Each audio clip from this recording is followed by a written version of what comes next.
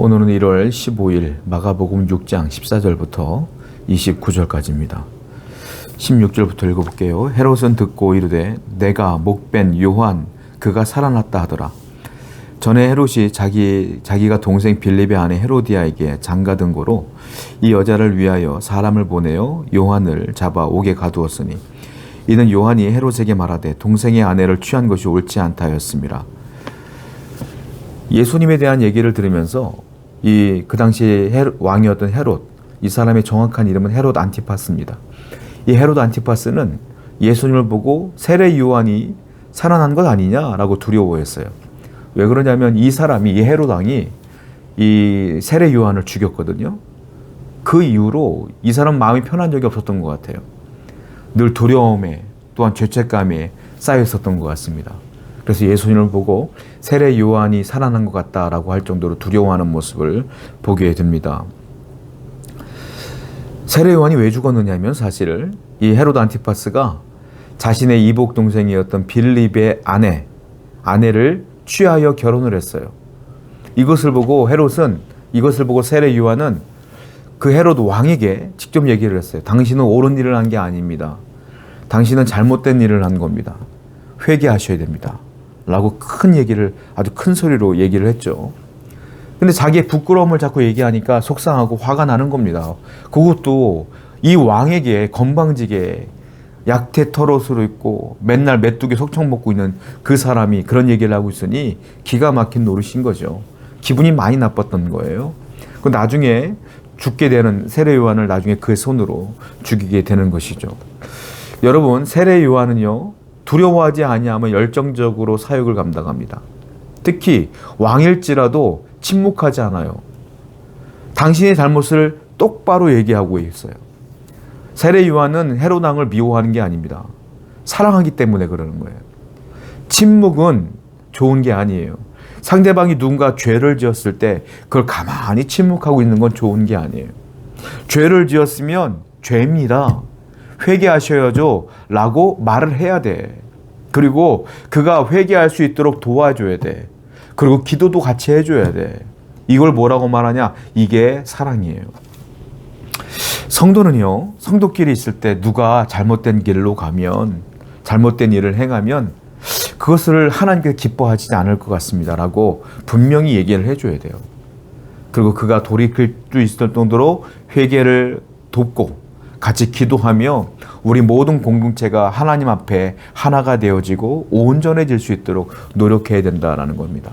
성도 여러분, 제일 먼저는 내가 거룩한 삶을 살기 위해 노력해야 되는 거고요. 또 주위 사람들을 돌아보면서 죄 짓는 사람이 있으면 그에게 권면하고 기도해 주면서 함께 천국 백성이 되어가는 모든 성도가 되기를 축원드립니다. 20절입니다.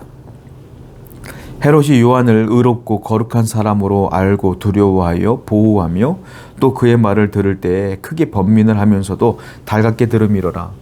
이 헤롯이 왜 세례 요한을 죽인 것을 죄책감을 갖고 사냐면 이 헤롯은 세례 요한을 좋아했어요. 사실은 죽일 정도로 미워하거나 그러지 않았어요. 왜냐하면 20절 말씀 보니까 세례 요한이 의로운 사람인 걸 알아. 이 왕이면서도. 그리고 거룩한 사람으로 알고 있어요. 그리고 이 사람을 건들면 이스라엘 갈릴리 사람들이 가만히 있지를 않을 걸 알아. 그러니까 정치적으로도 건들면 안 되는 사람일 뿐만이 아니라 마음속으로는 그 사람을 존경했단 말이에요. 세례 요한은. 너무 대단한 사람인 거야. 말도 정직하고 바르고 그리고 말뿐만이 아니라 삶 자체가 의롭고 온전하며 심지어 사람들이 메시아가 아니냐 할 정도로 능력도 탁월한 사람이었어요. 그리고 이 대단한 사람을 이 헤롯은 본인이 왕이지만 존경했다. 그리고 세례 요한을 오히려 두려워했어요. 그리고 뭐라고 했습니까? 보호하며.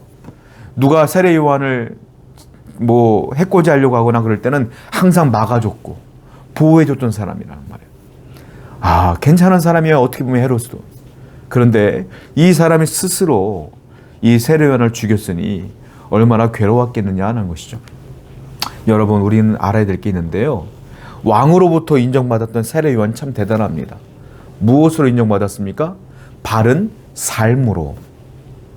바른 말과 바른 삶, 정직한 말과 정직한 삶, 복음을 위해 살아가는 그 삶으로 인정받는 거예요. 권위는 말이 아니라 삶으로 나타나는 거예요. 성도는 말을 잘하는 존재가 아니라 성결한 삶을 살아가는 존재가 성도예요. 거룩한 길을 가자라고 하는 게 성도가 아니라 거룩한 길을 가는 사람이 성도야. 우리는 말뿐이 아니라 말과 삶과 행동이 일치되는 삶을 살아야 됩니다. 하나님 말씀을 듣고 읽고 묵상했으면 그대로 살아내야 되는 거예요. 그걸 뭐라고 말합니까? 순종의 삶입니다. 성도는 순종의 삶을 살아고 거룩한 삶을 살아갈 때에 주위 사람들에게 인정받고 존경받으며 여러분들을 통하여 하나님의 영광이 드러나게끔 사는 것이 성도입니다. 오늘도 여러분들이 직장이든 사업장이든 가정이든 학교든 어디 있든지 간에 거룩한 삶을 살아내는 여러분 되기를 축원드립니다. 22절입니다. 헤로디아의 딸이 친히 들어와 춤을 추어 헤롯과 그와 함께 앉은 자들을 기쁘게 한지라.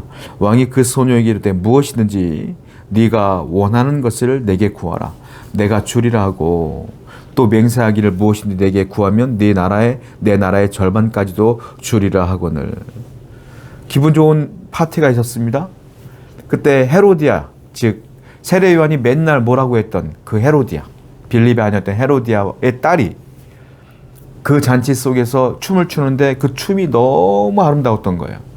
그래서 술이 이미 만취가 됐던 헤롯 왕이 술김에 약속을 합니다.